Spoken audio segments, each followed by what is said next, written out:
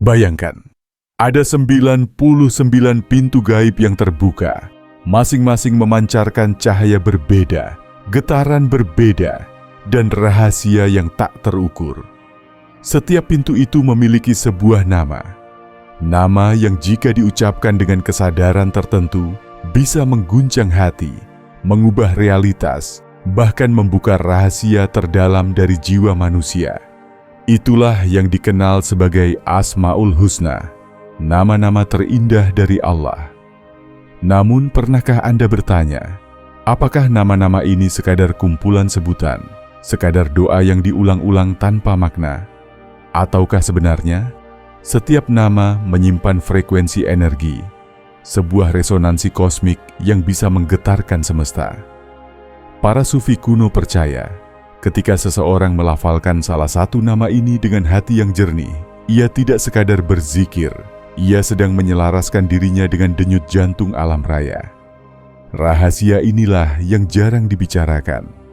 Banyak orang menghafal nama-nama ini sejak kecil, namun hanya sedikit yang benar-benar memahami kekuatan tersembunyi di baliknya.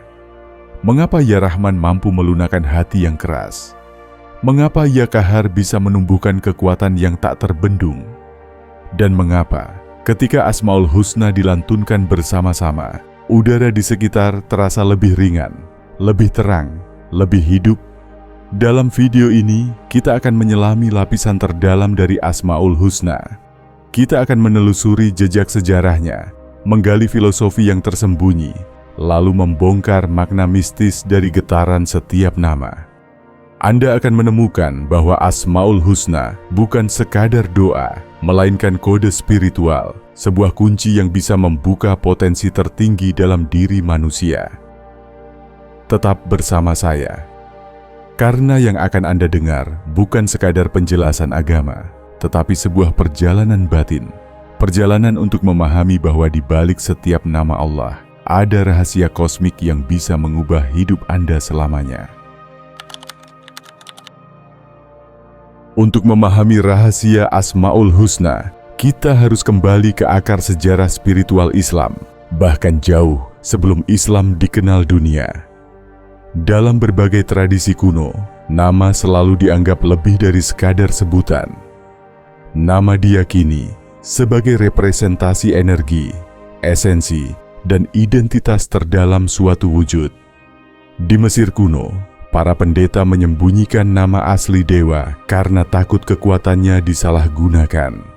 Dalam tradisi Yahudi, nama Tuhan disebut begitu sakral hingga tidak boleh diucapkan sembarangan. Dan dalam Islam, Allah memperkenalkan dirinya melalui 99 nama indah yang kita kenal sebagai Asmaul Husna. Nama-nama ini pertama kali disebutkan dalam hadis Nabi Muhammad SAW. Sesungguhnya Allah memiliki 99 nama. Barang siapa menghafalnya, ia akan masuk surga.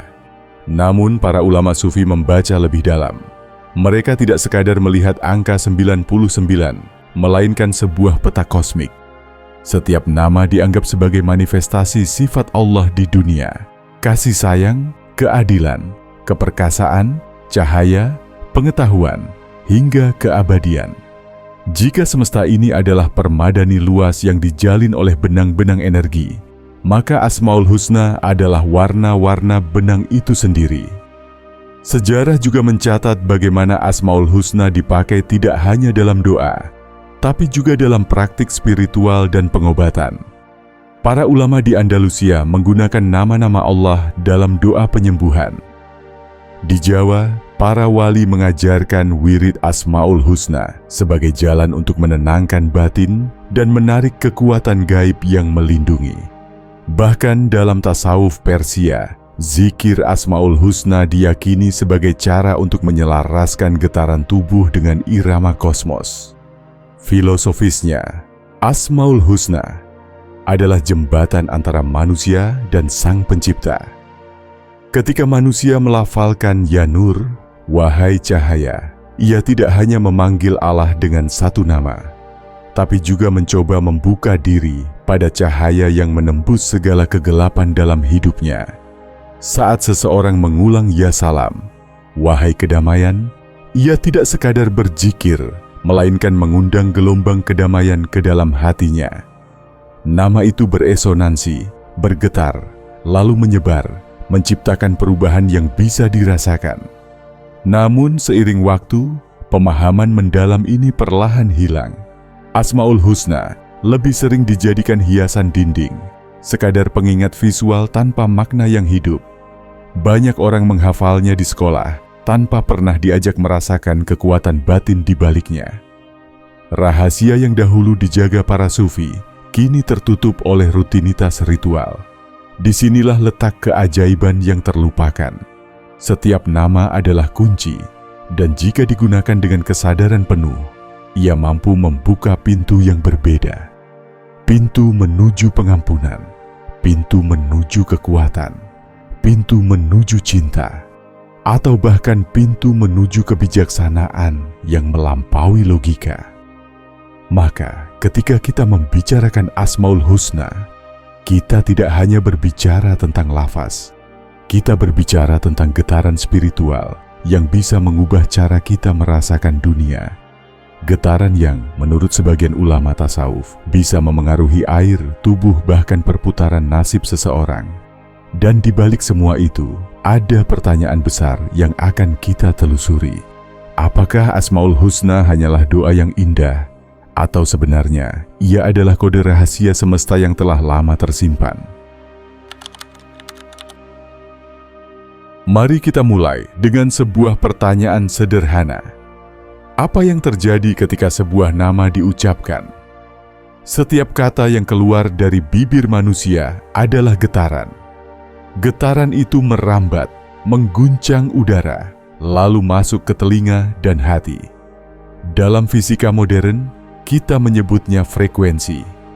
Namun dalam spiritualitas, getaran itu diyakini lebih dari sekadar suara. Ia adalah energi yang membawa makna. Nah, bayangkan jika yang diucapkan bukan sekadar kata, melainkan nama Allah. Nama yang bukan ciptaan manusia, melainkan warisan dari langit. Inilah yang membuat Asmaul Husna disebut memiliki energi gaib yang melampaui logika. Mari kita ambil contoh. Ketika seseorang menyebut Ya Rahman, ia sedang memanggil aspek Allah sebagai Sang Maha Pengasih. Namun lebih dari itu, kata ini menyalakan sebuah frekuensi kelembutan dalam batin orang yang mengucapkannya. Hati yang keras bisa luluh, dada yang sempit bisa lapang. Bahkan menurut beberapa kisah sufi, orang yang rajin mengucapkan Ya Rahman memancarkan aura yang membuat sekitarnya merasa tentram tanpa sebab. Berbeda dengan Ya Kahar, nama Allah yang berarti Maha Perkasa, Sang Penakluk. Ini adalah frekuensi kekuatan. Ketika diucapkan, terutama dengan niat yang murni, ia bagaikan menyalakan bara dalam jiwa. Seorang yang merasa lemah bisa tiba-tiba menemukan keberanian. Seorang yang ragu bisa tegak melawan ketidakadilan, bukan karena nama itu sekadar doa, tetapi karena ia membawa energi konfrontatif yang membakar rasa takut. Disinilah rahasia besar Asmaul Husna. Setiap nama bukan hanya sifat, tetapi pintu energi. Ya Nur adalah pintu cahaya. Ya Salam adalah pintu kedamaian. Ya Razak adalah pintu rezeki, dan seterusnya. Setiap pintu membuka dimensi berbeda yang berhubungan langsung dengan kebutuhan manusia. Tidak heran jika dalam banyak tarekat sufi, guru spiritual memberikan wirid khusus untuk muridnya. Seorang pedagang yang kesulitan mungkin diberi amalan Ya Razak. Seorang pencari ilmu diberi Ya Hakim. Seorang pejuang diberi Ya Kahar. Mereka percaya setiap nama adalah kunci kosmik yang hanya akan bekerja jika dilafalkan dengan hati yang hadir. Namun, ada sesuatu yang lebih dalam. Para ulama tasawuf mengatakan bahwa Asmaul Husna sebenarnya adalah cermin bagi jiwa manusia. Artinya, saat kita menyebut Ya Halim, Maha Penyantun, kita dipanggil untuk menumbuhkan sifat penyantun dalam diri. Saat kita melafalkan Ya Adil, Maha Adil, kita diarahkan untuk hidup lebih adil. Seakan-akan nama-nama itu bukan hanya tentang Allah di luar sana, tapi juga tentang potensi ilahi yang bisa kita munculkan di dalam diri. Sufi besar seperti Ibnu Arabi bahkan menyebut manusia sebagai mikrokosmos, cerminan kecil dari Sang Pencipta. Maka, menyebut Asmaul Husna bukan sekadar memanggil Tuhan, tetapi juga membangunkan sifat ilahiyah yang tertidur dalam jiwa.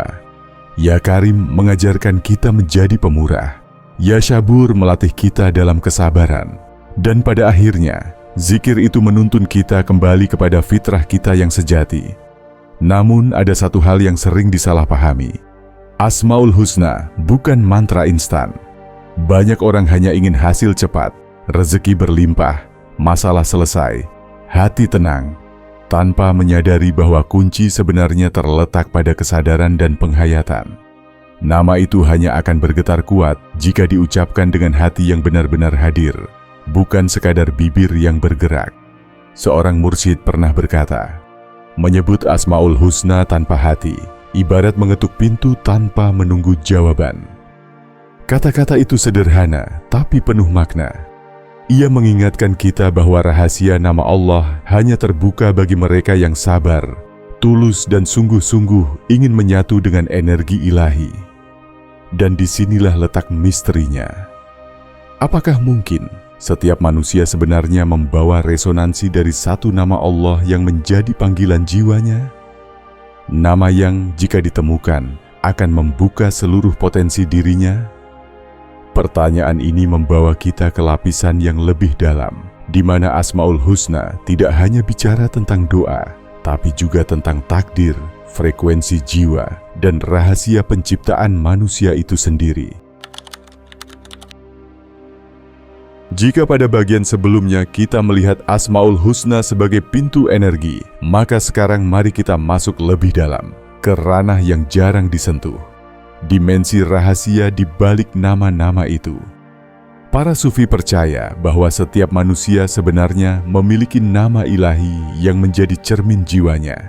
Ada orang yang selaras dengan Ya Syabur, sehingga ia tampak sabar menghadapi cobaan seberat apapun. Ada yang jiwanya dekat dengan Ya Karim, sehingga kemurahan hatinya seakan tiada habis. Ada pula yang ditandai dengan Ya Qawi, sehingga meski tubuhnya lemah, semangatnya mampu menggetarkan orang banyak. Dalam kitab-kitab tasawuf, ada keyakinan bahwa jika seseorang menemukan nama Allah yang menjadi rahasia penciptaan dirinya, maka ia telah menemukan kunci hidupnya. Nama itu bisa menjadi wirid utama yang menghubungkannya dengan sumber kekuatan batin.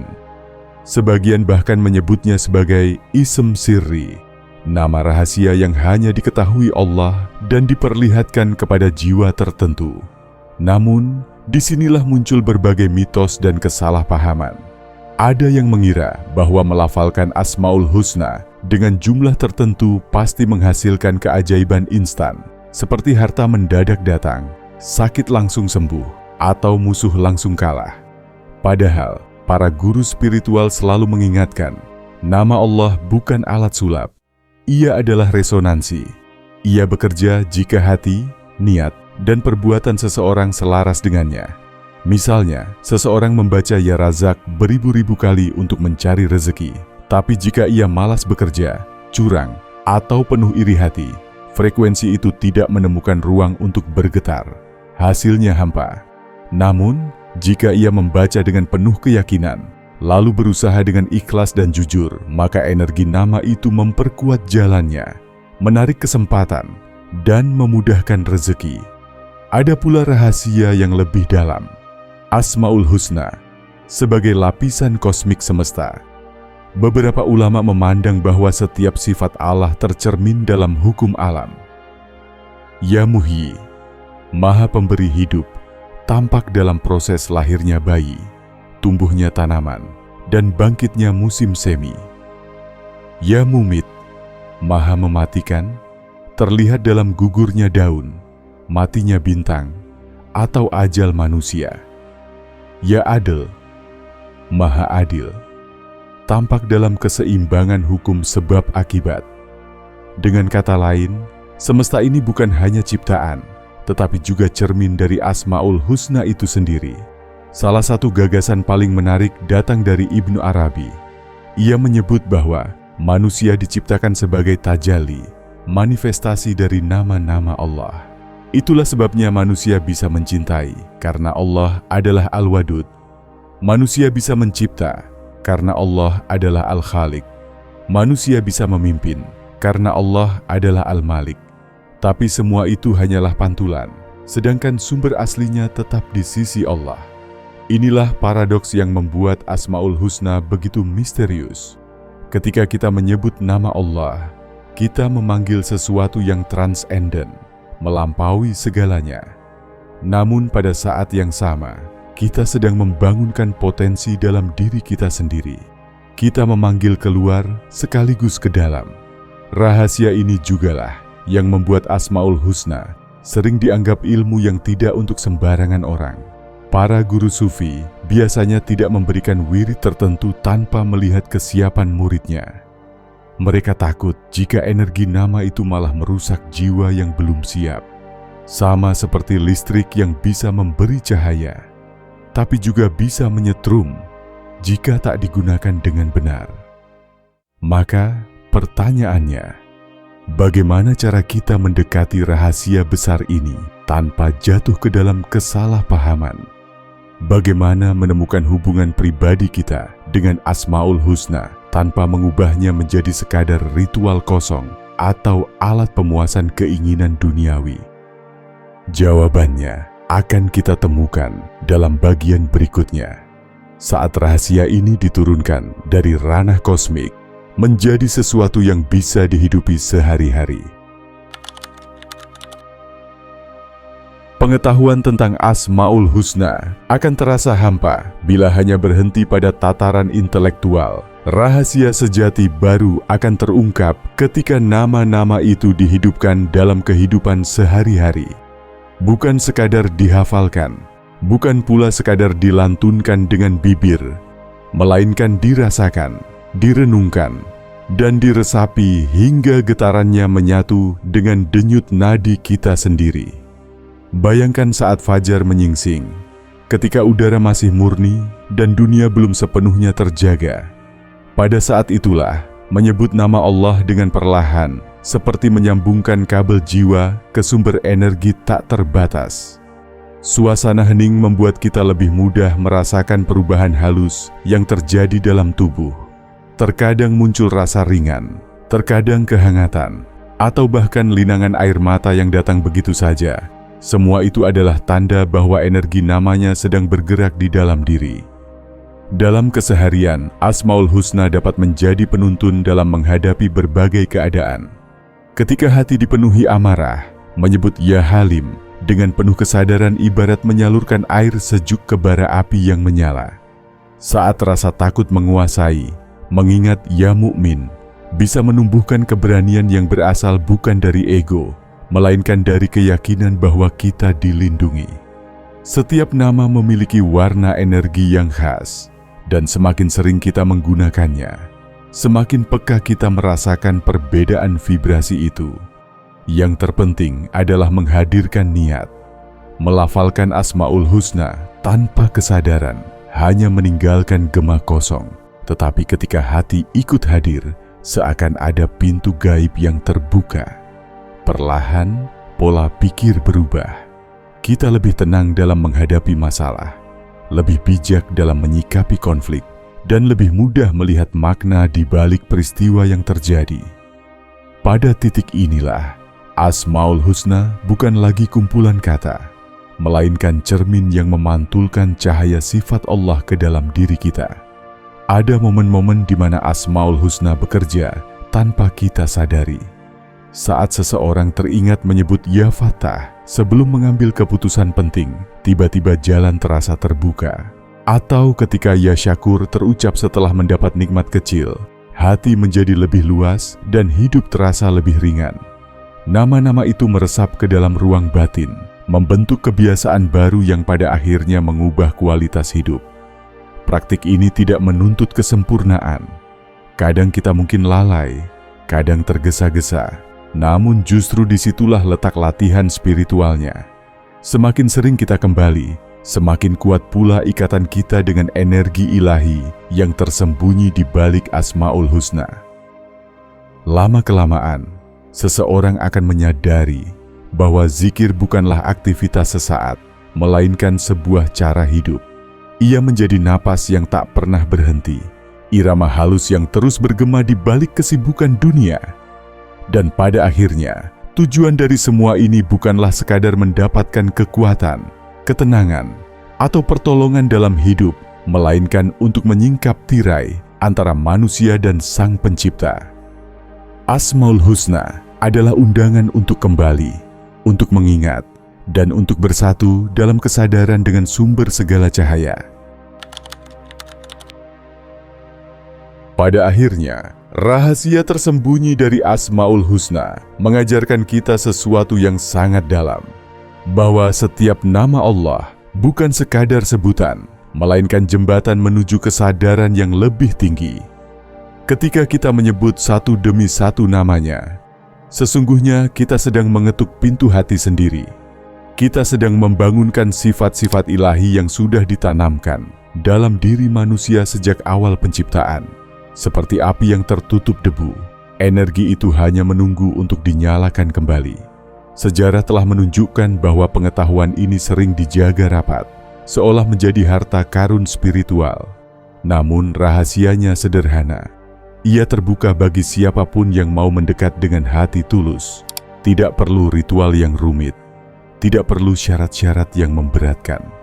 Cukup dengan kesadaran, niat, dan konsistensi. Asmaul Husna dapat menjadi kompas jiwa dalam menjalani hidup yang penuh ujian. Bayangkan, setiap kali Anda merasa tersesat, ada 99 cahaya yang bisa Anda panggil. Saat hati resah, ya salam menenangkan. Saat tubuh lemah, ya qawi menguatkan. Saat hidup terasa hampa, ya nur menyinari. Nama-nama itu bukan hanya doa, tetapi juga energi yang menyusup ke dalam pikiran, hati, bahkan ke dalam ruang-ruang tak kasat mata di sekitar kita. Mungkin inilah alasan mengapa para sufi menyebut Asmaul Husna sebagai rahasia getaran kosmik, karena ia tidak hanya bekerja dalam dimensi spiritual, tetapi juga dalam kehidupan nyata. Ia bisa menyembuhkan luka batin, menguatkan langkah, menuntun pikiran, bahkan mengubah cara kita memandang dunia. Kini, pertanyaannya kembali kepada Anda. Sudahkah Anda menemukan nama Allah yang paling bergetar di hati Anda? Sudahkah Anda mencoba menjadikannya napas dalam kehidupan sehari-hari? Biarkan pertanyaan ini menggema, karena jawabannya tidak datang dari luar, melainkan dari dalam diri.